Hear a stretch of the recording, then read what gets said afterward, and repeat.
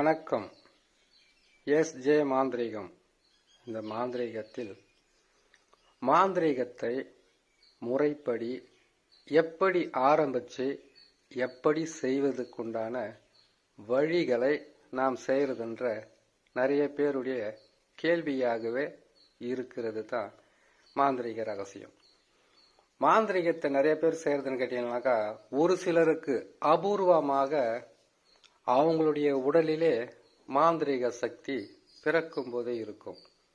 குறி சொல்றவங்களுக்கு மற்றவங்க வந்து அவங்க கிட்ட உட்கார்ந்த உடனே இறந்தவங்களுடைய ஆத்மாவை அவங்களுடைய வாயால பேசி அவங்க இவங்களுக்கு இந்த குறை, இந்த மாதிரி இறந்தாங்க, இதனாலதான் குடும்பம் இப்படி பாதிப்பாயிருக்கு, அதுக்கு பரிகாரமா இப்படி செய்யலான்றது அவங்க வாங்கிட்டு வந்த வரம், அவங்க கூட இருக்கக்கூடிய அந்த இறை சக்தி அவங்களுக்கு உதவி செய்யும்.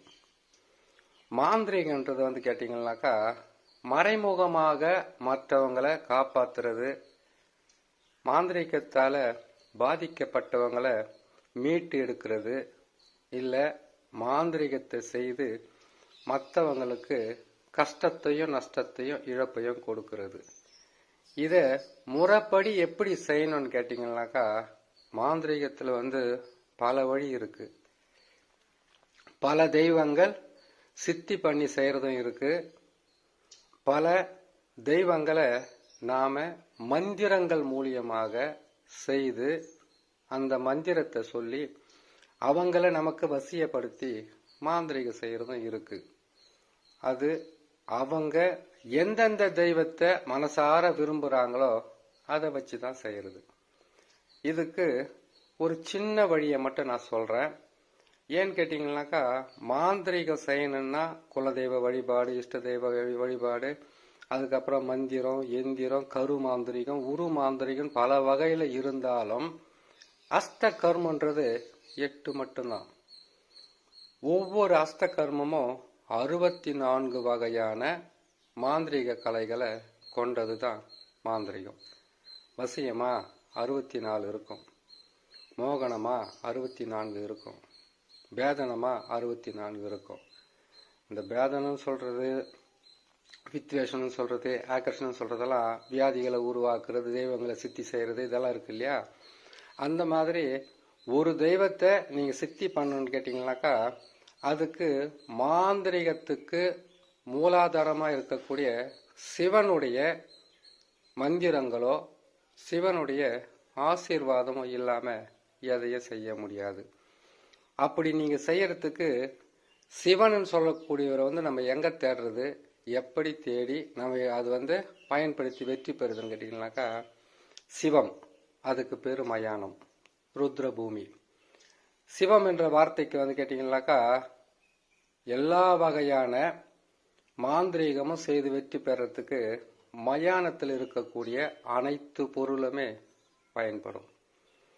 இதுக்கு ஒரு வழியாக இப்போ மயானத்துக்கு போறேன்னு வச்சுக்கலாம், மயானத்தில் எடுக்கிற மண்ணு, மயானத்தில் எடுக்கிற விபூதி சாம்பல், அதுக்கப்புறம் கேட்டீங்கன்னாக்கா மயானத்தில் இருக்கக்கூடிய எட்டி செடி, குடி ஒட்டி பூண்டு, சிறிய நங்க, பெரிய நங்க, துளசி, அதுக்கப்புறம் பிணத்தை சுற்றி வந்து ஒரு சட்டி ஒன்று உடைப்பாங்க. அது உடைக்கப்பட்ட அந்த சட்டியில் இருக்கக்கூடிய அந்த உடைஞ்ச ஓடு கூட உங்களுக்கு நல்ல வேலையை செய்யும். இது ஒவ்வொன்றும் விளக்க முடியாது, அப்படி ஒவ்வொன்றும் சொல்லிக்கிட்டே வரேன், முடிந்த அளவுக்கு இப்ப சொல்றேன். அது மட்டும் இல்லாம அந்த மயானத்தில் இருக்கக்கூடிய எல்லா வகையான பொருளுமே மாந்திரீகத்துக்கு பயன்படும். இது எல்லாம் மாந்திரீகம் செய்யறவங்க அந்த மந்திரமும் அந்த எந்திரமும் முதலில் வந்து மயானத்துல எரிமேடன் ஒன்று இருக்கும். அந்த எரிமேடையில வந்து 4 திசையில உக்காந்து சிவனுடைய மந்திரத்தை சொல்லி அவருடைய அருளை பெறது, அவருடைய ஆசீர்வாதங்களை பெற்று அதுக்கப்புறம் போய் செய்யறது. எது செய்யறதா இருந்தாலும் எனக்காக நான் செய்துக்க மாட்டேன், நான் மற்றவங்களுடைய நலனுக்காக செய்து கொடுக்கறேன்னு தான் நம்ம கடவுள்கிட்ட கேட்கணுமே தவிர, எனக்காக, நமக்காக, என் குடும்பத்துக்காகன்னு கேட்கக்கூடாது எப்பவுமே. ஏன் இந்த வார்த்தையை சொல்றேன்னு கேட்டீங்கன்னாக்கா, உங்களுக்காக அதை செய்ய ஆரம்பிக்கும் போது மாந்திரிக பலிதம் அவ்வளவு எளிதில் கிடைக்காது. செய்துகிட்டே வந்தா உங்களுடைய நலன் என்னன்றது அதுவாகவே செய்திடும். அதுதான் சிவம் நமச்சிவாயம் என்கின்ற 5 எழுத்து மந்திரம். சரி, இப்போ சாதாரணமாகவே மாந்திரிகத்தை பயன்படுத்தி எப்படி நம்ம முதல்ல இருந்து நம்ம கடைசி வரைக்கும் கத்துக்கிறதுன்னு கேட்டீங்கன்னாக்கா, முதல்ல மாந்திரிகம் செய்ய ஆரம்பிக்கிறீங்களா, அதுக்கு சில விதிமுறைகள் இருக்கு. அந்த விதிமுறை தான் சின்ன ஒரு விதிமுறையை சொல்றேன். மஞ்சள் இருக்கு பாத்தீங்களா, மஞ்சள் கிழங்கு. அந்த மஞ்சள் கிழங்கு இப்பதான் மஞ்சள் பொடியே வந்தாச்சு இல்லையா, மஞ்சள் தூள். அந்த மஞ்சள் தூளை எடுத்து ஒரு நல்ல நாள், உங்களுக்காக உகந்த ஒரு நாள் ஏன்னு கேட்டீங்கன்னாக்கா, ஒருத்தருக்கு ஞாயிற்றுக்கிழமை நல்ல நாளா இருக்கும், ஒரு சிலருக்கு திங்கக்கிழமை நல்ல நாளா இருக்கும், ஒரு சிலருக்கு செவ்வாய் புதன் வியாழன் வெள்ளி சனின்னு இருக்கு இல்லையா. அந்த மாதிரி உங்களுக்கு பிடிச்ச ஒரு நாள்ல தான் மாந்திரிகத்துக்கு செய்யணும்னு கேட்டீங்களானாக்கா, அஷ்டகர்மம் 8 செய்யறதுனால உங்களுக்கு பிடிச்ச ஒரு நாள் வெள்ளிக்கிழமை சனி, அந்த நாள்ல இதை ஆரம்பிக்கணும். ஆரம்பிக்கும் போது கிருத்திகை இருக்கக்கூடாது, அஷ்டமியா இருக்கக்கூடாது, நவமியா இருக்கக்கூடாது, கரி நாளா இருக்கக்கூடாது. அது மட்டும் இல்லாம அன்னைக்கு உங்களுக்கு சந்திராஷ்டமமா இருக்கக்கூடாது. இது நான் புதுசா சொல்லிட்டீங்களா, எனக்கு ஜாதகமே தெரியாது, சந்திராஷ்டமம் எப்படி சொல்றதுன்னு கேட்டீங்கன்னாக்கா, அப்படி சந்திராஷ்டமா வரக்கூடிய நாள்ல அதை நீங்க ஆரம்பிக்கக்கூடிய வழியே இருக்காது, அது ஒரு சிக்கலாவே இருக்கும். அந்த மாதிரி இருக்கும்போது உங்களுக்கு ரொம்ப உதவியா இருக்கக்கூடிய அந்த நாளை நீங்க பயன்படுத்துங்க. அந்த நாள்ல கிருத்திகை அஷ்டமி நவமி சந்திராஷ்டமி இதெல்லாம் இருக்கக்கூடாதுன்னு பாத்துக்கோங்க. அதே மாதிரி அமாவாசைக்கு மறுநாளா இருக்கக்கூடாது, முன்னாளா இருக்கக்கூடாது. அமாவாசை அன்னைக்கு செய்யலாம், அமாவாசைக்கு முன்னாள் தொடங்கக்கூடாது, அமாவாசைக்கு மறுநாளும் செய்யக்கூடாது, பௌர்ணமிக்கு முன்னாலும் செய்யக்கூடாது, பின்னாலும் செய்யக்கூடாது. நிறைய விதிமுறை இருக்கு. இப்படியெல்லாம் பார்த்து செய்யறது கூட ஒரு சிலருக்கு கை கூடாது கூட போகும். ஏன்னு கேட்டீங்கன்னாக்கா, சொல்றது எல்லாமே பலிதம் ஆயிடும், நடந்துடும் சொல்ல முடியாது. உங்களுக்கு மாந்திரிகத்தை முறைப்படி கத்துக்கணும்னு கேட்டீங்கன்னாக்கா பாதி ஆயுள் போயிடும். இப்போ ஒரு 20 வயசுல நீங்க ஆரம்பிக்கிறீங்க கேட்டீங்கன்னாக்கா, உங்களுக்கு அந்த மாந்திரிக பலிதம் 40 வயசுக்கு மேலதான் வர ஆரம்பிக்கும். ஏன்னு கேட்டீங்கன்னாக்கா, யாருமே அவ்வளவு எளிதில் வெற்றி பெற்றதா கிடையாது. கடினமா எது சேர்க்கணும், வெறும் தகுடு தாய்த்து இருந்தா போதாது இல்லை, அஷ்டகர்ம மை வேணும், அஷ்டகர்ம மூலிகை வேணும். அதுக்கப்புறம் நீங்க ஒரு தெய்வத்தை சித்திப்பை அதுக்கு ஒரு கோயிலை கட்டணும். இல்லைன்னு கேட்டீங்கன்னாக்கா, நீங்க சொல்றது வாக்கு பலிதம் இருக்கணும், மாந்திரிக பலிதம் இருக்கணும். எடுத்துட்டு போனவங்க நல்லதே நடந்தாலும் நடக்கலன்னு சொல்லுவாங்க, இல்ல கெட்டது நடந்தா பல முறை தொல்லைகளை கொடுப்பாங்க. இதெல்லாம் பல விஷயங்கள் இருக்கு. அப்படி இருக்கும்போது முறைப்படி கத்துக்கிறதுக்கு சின்ன வழியை சொல்லிடுறேன், கேட்டுக்குங்க. மஞ்சளை தூளாக்கி அந்த மஞ்சள் தூள் வாங்கி ஒரு பாவையை செய்யணும். அந்த பாவையை செய்து சித்திர மூல கொடின்னு ஒன்று இருக்கும், சித்திர மூல கொடி. அந்த கொடிய அந்த மஞ்சள் பாவைக்கு துணி மாதிரி ஆடை மாதிரி அதுக்கு சுற்றி வைக்கணும். அதை வச்சுட்டு அதோட சேர்த்து உங்களுக்கு வாசன திரவியங்கள் சேர்த்துக்கணும். அதோட அந்த சித்திர மூல கொடிய மஞ்சள் பாவைக்கு செய்து வச்சிட்டீங்க இல்லையா, ஒரு மண் பாத்திரத்துல செய்யுங்க, ஒரு வாழை இலை மேல செய்யுங்க, இல்ல தையலை மேல செய்யுங்க. வெறும் மண்ணில் மட்டும் செய்யக்கூடாது, தரையில செய்யக்கூடாது.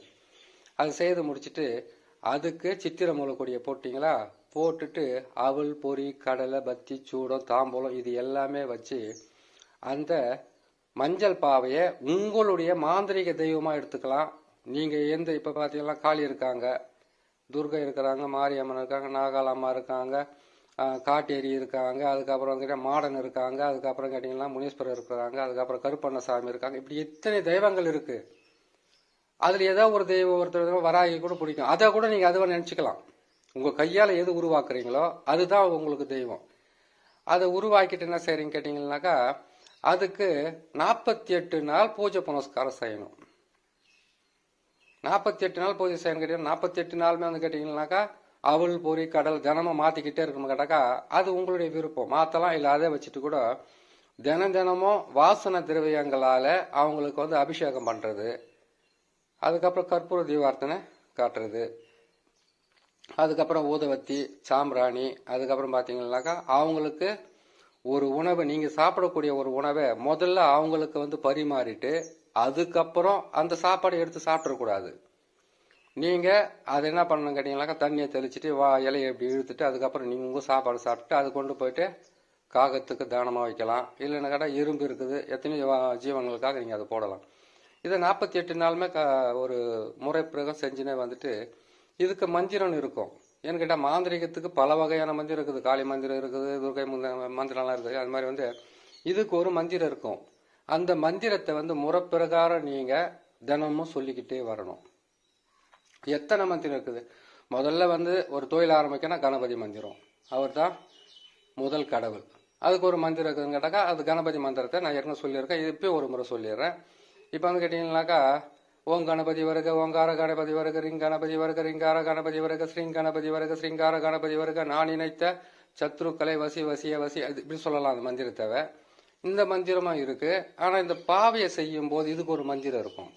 அந்த மந்திரத்தை 1,00,000 முறை நீங்கள் சித்தி பண்ணணும். இந்த 48 நாள் அதை செய்து முடிச்சிடலாம்.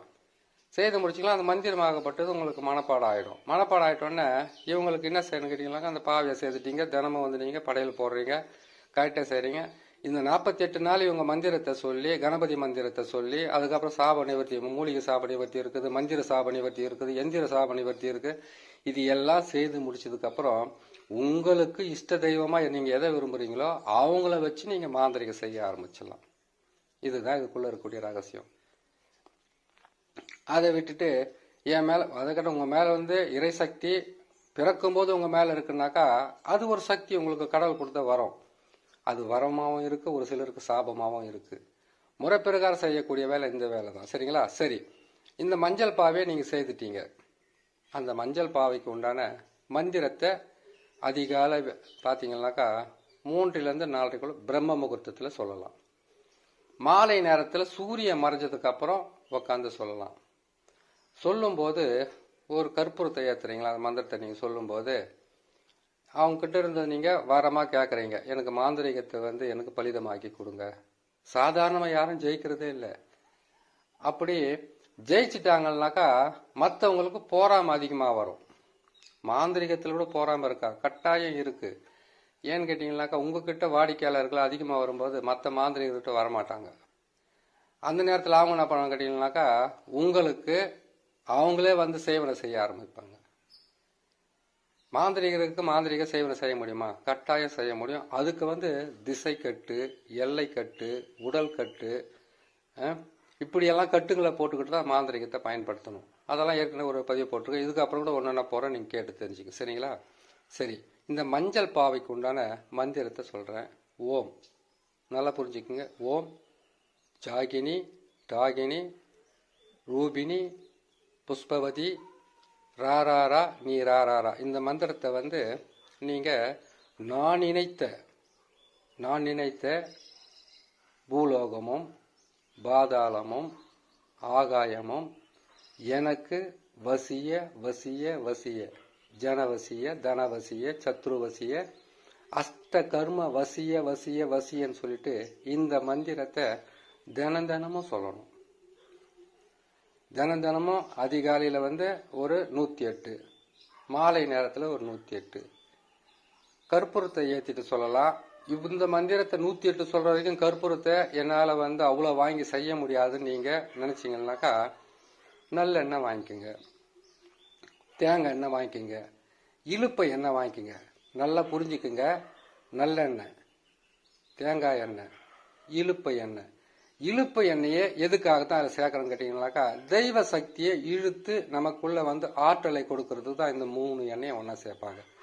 சேர்த்து அந்த 3 எண்ணெயை ஒரு அகல் விளக்கில் போட்டு திரி ஏற்றி வடக்கு முகமாக பார்த்து எரிய வைக்கணும்.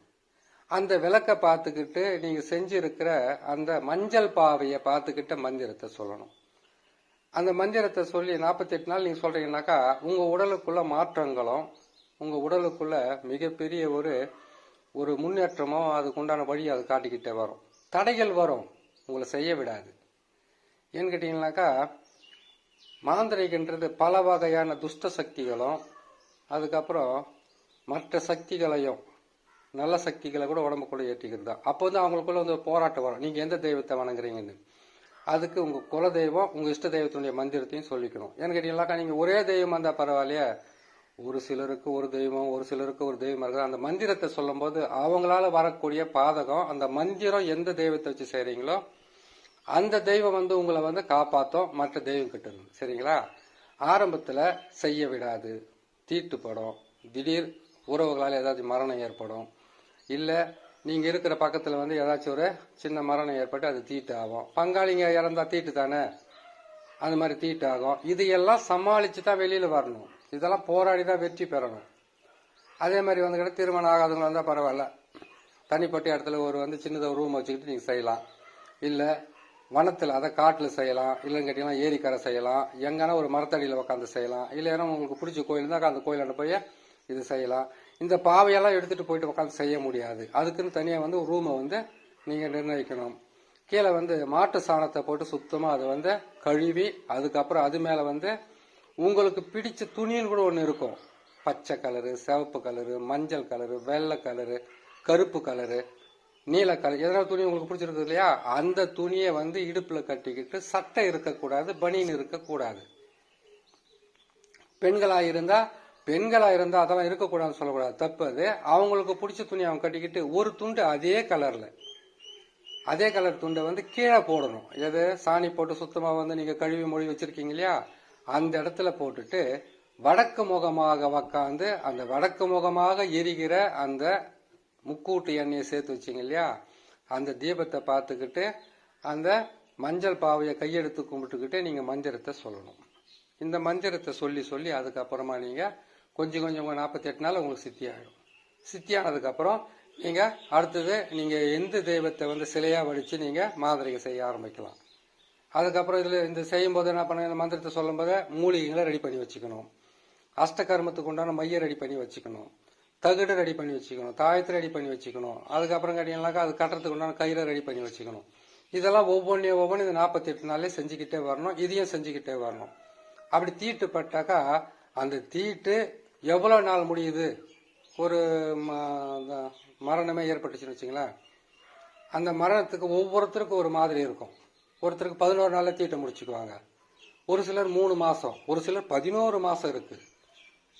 அந்த தீட்டில் இது செய்யக்கூடாது, அதை விட்டு விலகி போயிடணும். அந்த தீட்டு முடிகிற வரைக்கும் பொறுமையாக இருக்கணும். ஒரு சிலர் 3 மாதத்துல கோயில் கூட போயிட்டு தீட்டை முடிச்சுக்கிறவங்க இருக்கிறாங்க. அது உங்களுக்கு இருக்கக்கூடிய வழக்கம் பிரகாரம் தான் அதை செய்யணும். இடையில தடை ஏற்பட்டால் மாந்திரிக பலிதம் வராது. தடை இல்லாமல் நீங்கள் செய்து முடிச்சிக்கலாம். வெற்றி பெறத்துக்கு நிறைய போராட வேண்டியதாக இருக்கும். அந்த போராட்டத்துக்கு உண்டான வழிகளை நீங்கள் செய்யக்கூடிய மையம், நீங்கள் செய்யக்கூடியது அந்த மந்திரமோ எந்திரமோ, கரு இருக்குது, கருமாந்திரிகம் இருக்குது, உருமாந்திரிகம், இப்படியெல்லாம் இருக்கிறதுனால நீங்கள் பொறுமையாகவும் நிதானமாகவும், முந்த மூலிகை சாபனை பற்றியெல்லாம் தெரியும் இல்லையா, அந்த மூலிகை சாபனை பற்றி ஏற்கனவே சொல்லியிருக்கேன். சிவன் சாபம் நசி நசி, சக்தி சாபம் நசி நசி, தேவர்கள் சாபம் நசி நசி, சித்தர்கள் சாபம் நசி நசி, மூலிகை சாபம் நசி நசி, நசி நசி நசி எனக்கு வசியமாவாய் கடக சுவாக. இந்த மந்திரம் உங்களுக்கு தெரியும்னு நினைக்கிறேன். இந்த மந்திரத்தை சொல்லிக்கலாம். குரு மந்திரம் இருக்குது, அந்த குரு மந்திரத்தை முதல்ல சொல்லிக்கணும். அதுக்கப்புறம் விநாயகர் மந்திரம் இருக்குது, பிள்ளையார் மந்திரத்தை முதல்ல சொல்லிக்கணும். அதுக்கப்புறம் கேட்டிங்களானாக்கா இந்த தகுடு தாயத்தெல்லாம் செய்கிறேன் இல்லையா, எந்திர சாப நிவர்த்தி, மந்திர சாப நிவர்த்தி, இந்த சாப நிவர்த்திங்களுக்கு உண்டான மந்திரங்கள் எல்லாம் முதல்ல நீங்கள் மனப்பாடம் பண்ணி வச்சுக்கிட்டு, இதுக்கு கிழமைக்கு உண்டான மந்திரமெல்லாம் இருக்குது, அது ஒவ்வொன்றா பொறுமையாக சொல்லிக்கிட்டே வரேன். இன்னைக்கு இது சொல்லியிருக்கிறேன், நாளைக்கு எந்திர சாப நிவர்த்தி, மந்திர சாப நிவர்த்தி அடுத்த பதிவு போடும்போது நான் சொல்லிக்கிட்டே வரேன். சரிங்களா? எப்பவுமே இன்னைக்கே செய்து நாளைக்கே வெற்றி பெறலாம்னு நினைக்கக்கூடாது. அனுபவம் வேணும். அனுபவம்னு கேட்டிங்கன்னாக்கா, உங்களுக்கு இந்த பூமியில் இருக்கிற எல்லாமே நல்லவங்க கிடையாது. ஒரு பெரிய தத்துவம் ஒன்று ஒரு சிவனடியார் சொல்லியிருக்கிறாரு. பல வருஷமாக தவம் இருந்து சிவன்கிட்ட தவம் இருந்து வரம் கேட்டார். பல வருஷமாக ஒரு சிவனடியார் சிவன்கிட்ட தவம் இருந்தோடனே சிவன் கண் முன்னாடி தோண்டிட்டார். தோண்டிட்டோடனே, இவ்வளவு காலமாக என்னையே நோக்கி தவம் செய்த உனக்கு என்ன வரம் தான் வேணும்? வயசாகி போச்சு, நாடி நரம்பெல்லாம் ஆடி போச்சு, மண்ணுக்கு போகிற வயசில் நீ இவ்வளவு தவம் இருந்து, இத்தனை ஆண்டு காலமாக தவம் இருந்து என்கிட்ட அப்படி என்னதான் வாங்க போகிற? நாக்குக்கு ருசியாக சாப்பிட முடியாது, தேக சுகத்துக்கு உண்டான வழியும் இல்லை. ஏன்னாக்கா அவர் தவம் இருந்து 50 வருஷம் தவம் இருந்துக்கிறாரு. அப்போ அவர் கேட்கும்போது என்ன பண்ணாராம், அந்த சிவனடியார், என் கண் முன்னாடி நீங்கள் தெரிஞ்சதே பெரிய பாக்கியம். ஆனால் நான் நல்லா சாப்பிட்றதுக்கோ இல்லை உடல் சுகத்துக்கோ இல்லை நல்லா நகை பணம் நல்ல துணி நல்ல ஆடம்பரமான வீடு நிலம் அதெல்லாம் கேட்கல. இந்த பூமியில் பிறந்த ஒவ்வொரு மனிதனுக்கும் நான் நல்லவனாக இருக்கணும், அதுக்கு மட்டும் எனக்கு நீங்கள் வரம் கொடுத்தா போதும்னு கேட்டாராம் சிவனடியார்.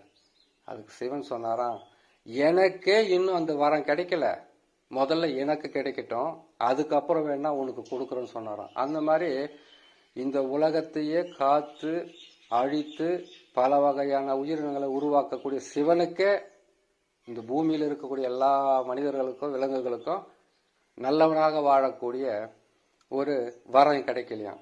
அப்படி இருக்கும்போது போராடி தான் வெற்றி பெறணும்.